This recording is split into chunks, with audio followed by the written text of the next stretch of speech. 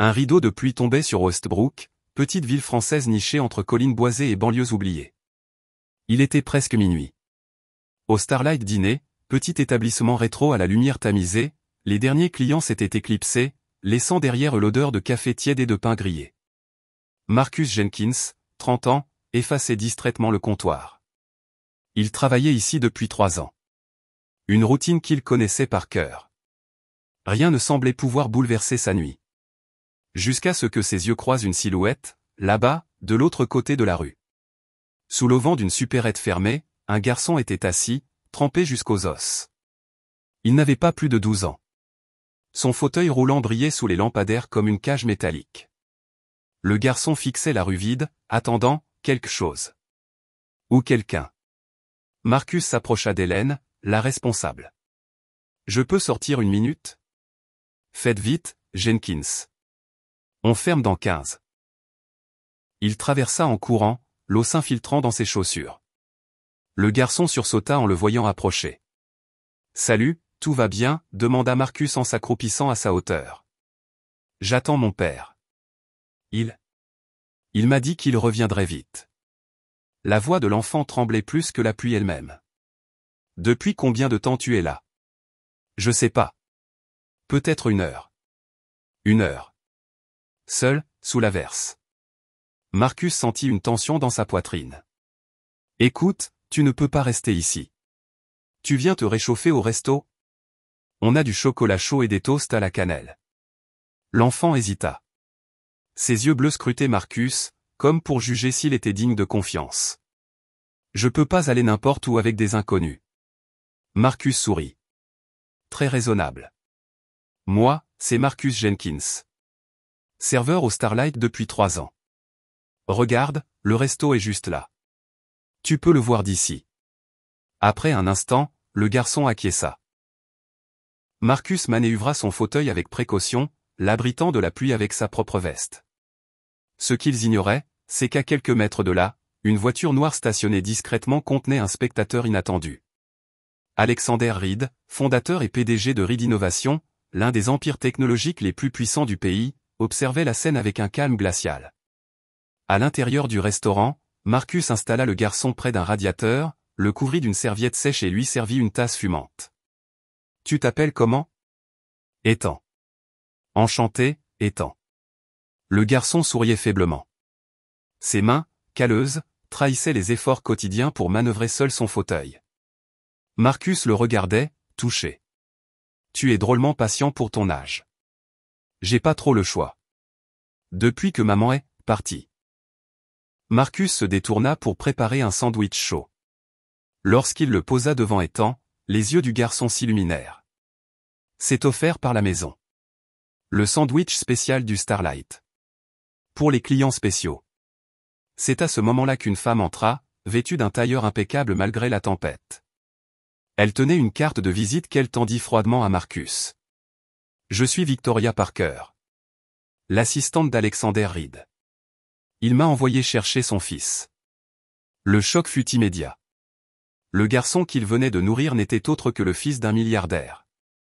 Marcus, surpris, aida Ethan à remettre sa veste. « Merci pour le chocolat, c'est le meilleur que j'ai jamais bu, » dit l'enfant avec sincérité. Marcus le regarda s'éloigner dans la nuit. À l'arrière de la voiture noire, un homme au visage anguleux observa la scène avant que les vitres teintées ne dissimulent son expression. Le lendemain matin, en entrant dans le restaurant, Marcus trouva une enveloppe sur le bureau de la direction. À l'intérieur, une invitation à un entretien au siège de Reed Innovation, assortie d'un horaire et d'un chauffeur prévu devant son immeuble. Il ne savait pas encore qu'un simple acte de compassion venait de redéfinir le cours de sa vie.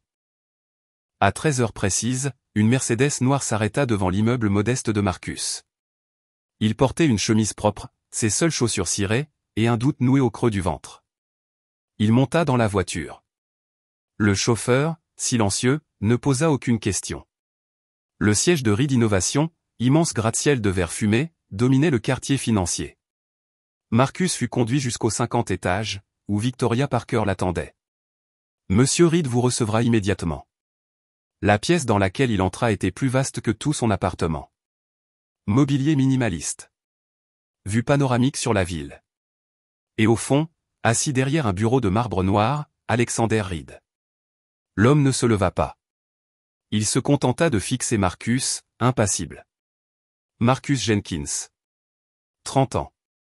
Ancien étudiant en économie, a quitté la fac en 3e année. 3 ans de service au Starlight Dîner. Pas une absence. Pas un retard. Marcus se raidit. Comment avez-vous? Asseyez-vous. Il obéit. Le silence était pesant. Hier soir, vous avez nourri mon fils. Marcus haussa les épaules. J'ai juste fait ce que n'importe qui aurait fait. Reed secoua la tête. Non. Je vous ai vu. J'ai vu plusieurs personnes passer devant lui. Il était là depuis 1 heure. Vous avez été le seul à vous arrêter. Il marqua une pause, puis posa une proposition sur la table. Je souhaite vous offrir un poste.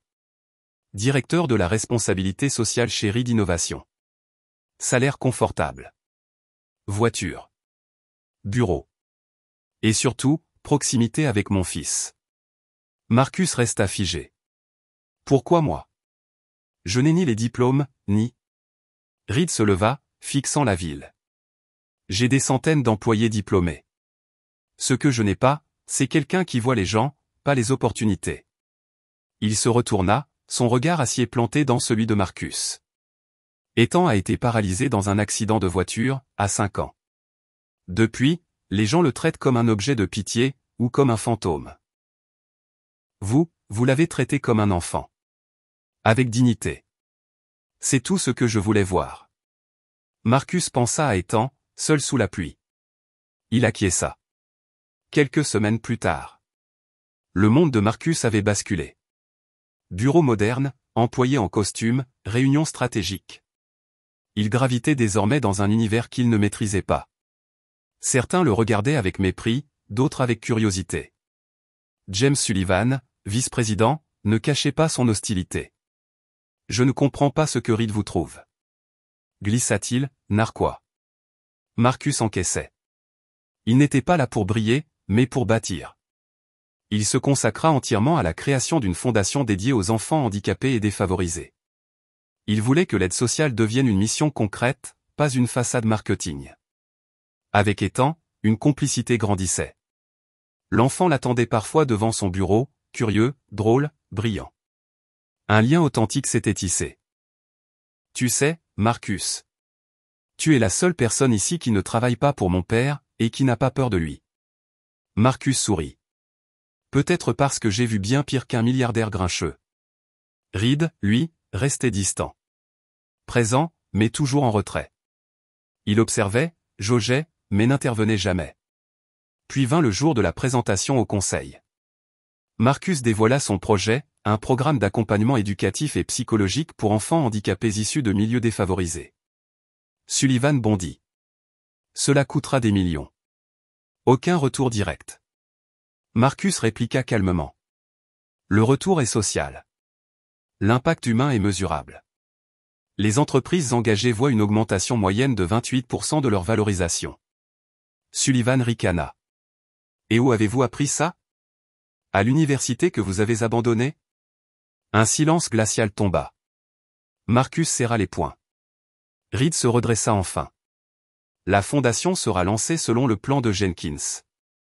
La réunion est terminée. Marcus avait remporté la bataille. Mais il comprenait que la guerre ne faisait que commencer. Ce soir-là, une enveloppe l'attendait sur son bureau. À l'intérieur, des photos. Lui, avec Ethan. Au musée. Au parc. En train de rire. Et un mot? Reed découvrira tout. Ce n'est qu'une question de temps. Quelqu'un cherchait à le briser. Et cette fois, ce n'était plus un simple désaccord. C'était un coup monté. Marcus pensa à Victoria. À Sullivan. À des ennemis invisibles dans les murs de verre de Reed Innovation. Mais ses pensées furent interrompues. Ethan entra dans son bureau, sourire aux lèvres. Papa a dit que tu m'emmenais au musée aujourd'hui. Marcus dissimula vite l'enveloppe. Bien sûr, astronaute. On y va. Dans les allées du musée, Ethan parlait d'étoiles, de galaxies, de rêves. Je veux devenir astrophysicien. Papa veut que je dirige la société. Mais je ne crois pas que je sois fait pour ça. Tu serais brillant dans n'importe quel domaine, Ethan, répondit Marcus. Mon père dit que les rêves ne paient pas les factures. Marcus soupira. Ton père se trompe sur ce qui a vraiment de la valeur. Mais à leur retour, l'ambiance changea. Victoria attendait Marcus devant son bureau. Le conseil a convoqué une réunion d'urgence. Lorsque Marcus pénétra dans la salle de réunion, l'atmosphère était électrique. Tous les directeurs étaient là. James Sullivan affichait un sourire carnassier. À ses côtés, Victoria restait figée, l'air fermé. Quant à Alexander Reed, il se tenait à l'écart, comme s'il attendait quelque chose. Marcus prit place. Monsieur Jenkins, commença Sullivan, en faisant glisser un dossier vers lui, nous avons été informés de plusieurs éléments omis à votre embauche. Marcus ouvrit le dossier. Des copies de son ancien casier judiciaire, des emails mal interprétés, et, pire, les photos de lui avec Ethan, sorties de leur contexte. Vous êtes un ancien détenu. Non diplômé. Et vous êtes actuellement en lien étroit avec le fils mineur de notre PDG. Cela soulève des questions. La pièce était glaciale. Marcus sentit sa gorge se nouer. Ce sont des accusations graves. Et infondées. Vous saviez tout sur mon passé. C'est vous, monsieur Reed, qui m'avez contacté. Il planta ses yeux dans ceux du PDG. Vous m'avez choisi justement à cause de ce passé. Parce que je me suis arrêté sous la pluie. Alexander Reed ne répondit pas. Il observait, silencieux. Et cette insistance sur ma relation avec Ethan, c'est abject. Vous insinuez quoi, exactement? Le silence tomba. Même Sullivan recula légèrement. Un des administrateurs murmura. Monsieur Reed, vous étiez au courant? Reed ne répondit toujours pas. Mais lorsqu'il prit enfin la parole, sa voix fut tranchante. La réunion est ajournée. Monsieur Jenkins, restez. Les autres sortirent. Marcus resta seul avec Alexander.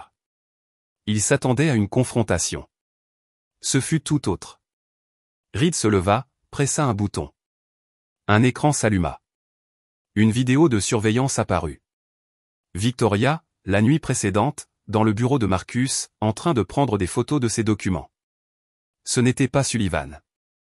C'était elle. Pourquoi, murmura Marcus.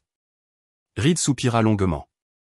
Elle travaille pour mon ex-femme. Diana. Marcus sentit un frisson. Diana veut récupérer la garde d'Ethan.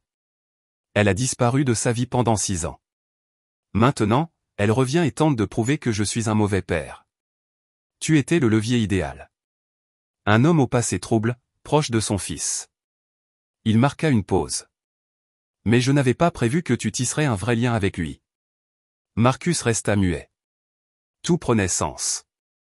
Tu n'étais pas qu'un pion. J'avais vraiment besoin de quelqu'un comme toi. Et Ethan aussi.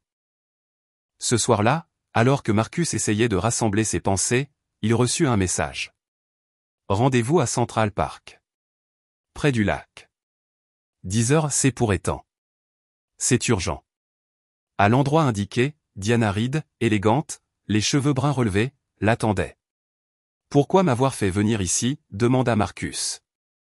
Elle sourit, glaciale. Parce que vous êtes devenu un problème. Mon plan était simple, prouver qu'Alexander néglige notre fils. Mais vous êtes apparu. L'homme providentiel. Celui qui a nourri Ethan sous la pluie. Vous ruinez ma stratégie. Marcus serra les poings. Que voulez-vous? Elle se pencha, complice. Que vous témoignez contre lui. Dites qu'il se sert de son fils comme d'un outil. Qu'il le manipule émotionnellement. Marcus grimaça. Et si je refuse? Alors je vous ferai tomber. Hélène, votre ancienne gérante? Il serait dommage que le Starlight perde sa licence pour raisons sanitaires. Avant qu'il ne puisse répondre, le téléphone de Marcus sonna. Reed. Marcus, où es-tu? Ethan. Ethan a disparu. Marcus regarda Diana. Son sourire confirmait tout. Où est-il? Elle répondit froidement. Là où tout a commencé. Ethan était là, devant le Starlight dîner, exactement où Marcus l'avait trouvé ce soir de pluie.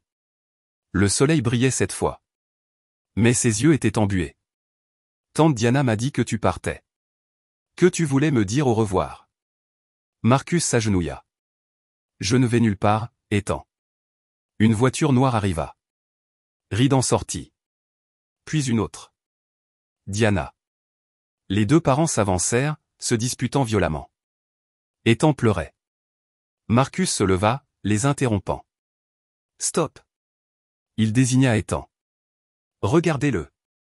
C'est un enfant. Pas un trophée. Pas un pion. Il mérite la paix, pas vos querelles. Reed se tut. Diana aussi. Marcus reprit.